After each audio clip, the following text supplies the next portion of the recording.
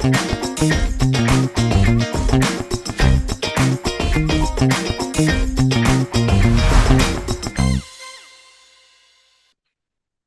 kalau kita lihat teman-teman, apa yang kita analisis di hari-hari ini menuju tanggal 6 April, sebetulnya dunia sedang berada di dalam persimpangan yang berbahaya. Kita ini ada lampu kuning, ya ini ibarat satu persimpangan, ya di mana persimpangan ini ke depan bisa jadi eskalasi militer lebih masif, adanya krisis ekonomi global, dan adanya adalah kebuntuan diplomatik, ya.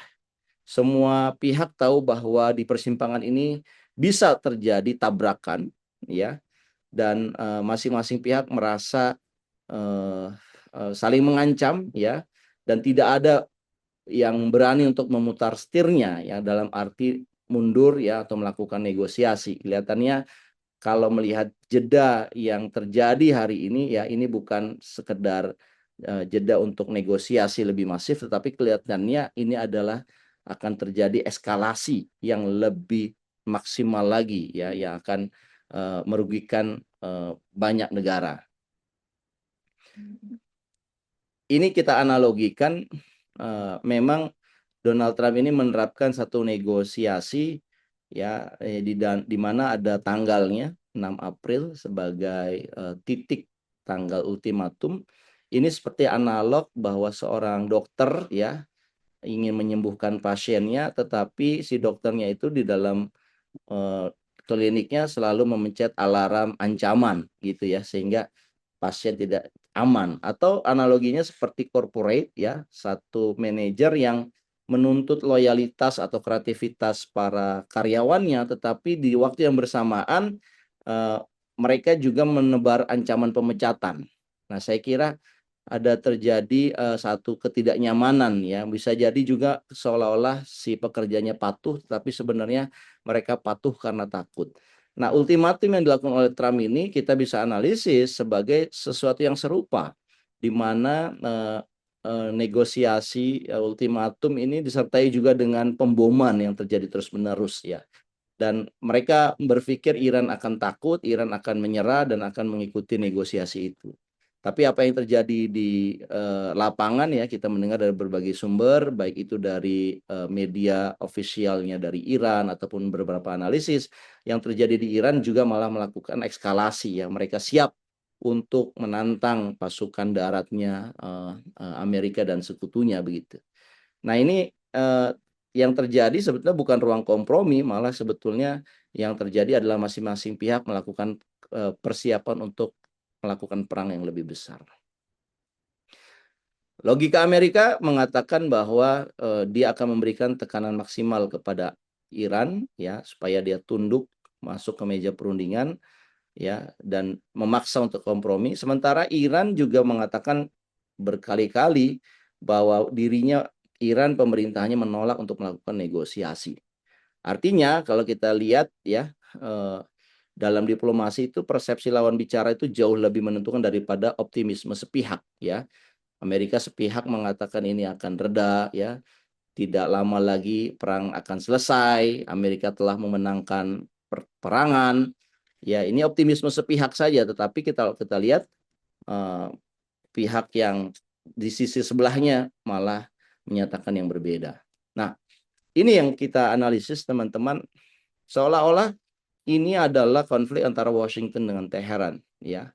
Sebenarnya yang terjadi adalah ini tidak hanya dua kota antara Washington dan Teheran saja, tetapi ini sudah punya setidaknya 3 front, ya. Front Yaman, front Arab Saudi, dan juga front fasilitas nuklir, ya. Di Yaman misalkan pemimpin-pemimpin Houthi melalui juru bicaranya mengatakan bahwa Houthi akan lebih aktif lagi, ya, untuk melakukan serangan melalui rudal balistik, ya, ke wilayah Israel dan mulai bergabung dengan Iran.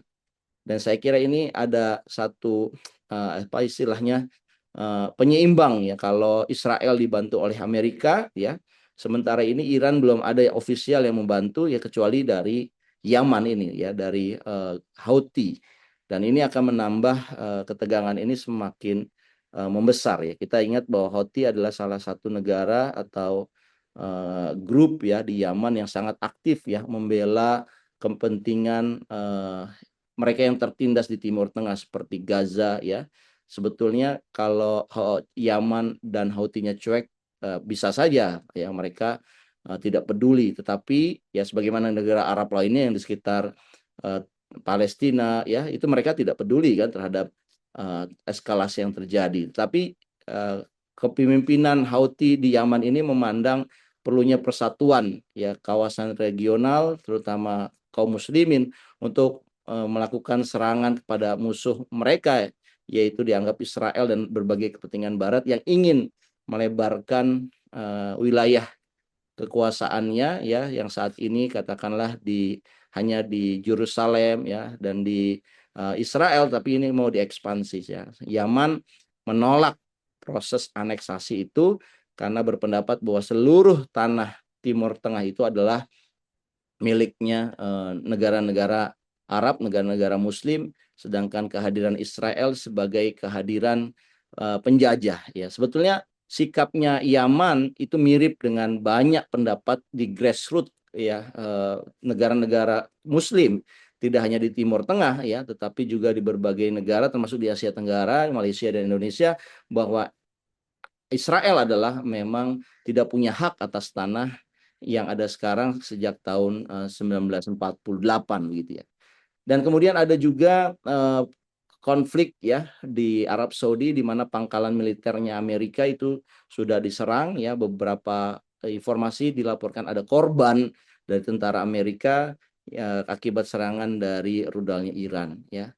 Begitu juga dengan fasilitas nuklir yang dimiliki oleh Iran yang saat ini ya digunakan untuk damai untuk kebutuhan pembangkit listrik. Ini juga sudah dilaporkan adanya serangan ya meskipun tidak berdampak kepada kebocoran dari nuklir, tetapi dengan adanya serangan itu berarti titik ordinat dari nuklir itu, fasilitas nuklir yang dimiliki Iran itu sudah diketahui ya dengan baik oleh Israel, dan Israel bisa kapan saja untuk melakukan penyerangan. Dan kalau fasilitas nuklir itu sudah diserang ya tentunya dampak radiasi nuklir itu tidak hanya di sekitar lokasi nuklir Bushehr saja, tetapi bisa juga menjadi ancaman bagi regional Timur Tengah secara umum. Dan ini tentunya kerugian ya buat masyarakat dunia, terutama kawasan Timur Tengah.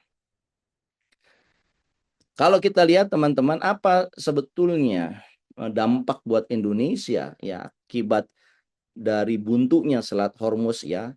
Sebetulnya kalau kita paparkan apa yang terjadi di Hormuz ya saat minyak dunia yang 20% itu terhambat ya disalurkan ke berbagai pasar di dunia, ya dampaknya akan menyebabkan kenaikan harga minyak.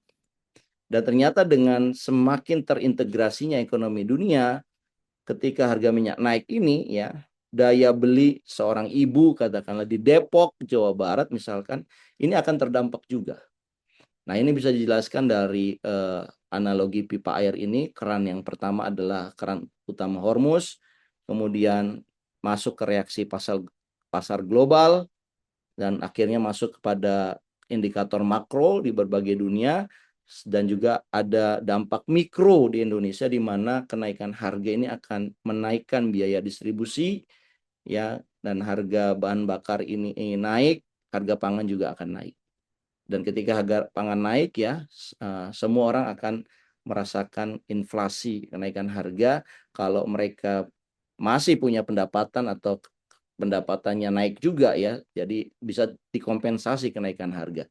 Tapi buat masyarakat yang tidak ada kenaikan penghasilan ataupun lagi masyarakat yang tidak punya pekerjaan, kenaikan harga-harga di pasar itu akan menyebabkan mereka menjadi tidak mampu membeli, dan akhirnya mereka menjadi apa istilahnya daftar penerima bantuan oleh pemerintah begitu.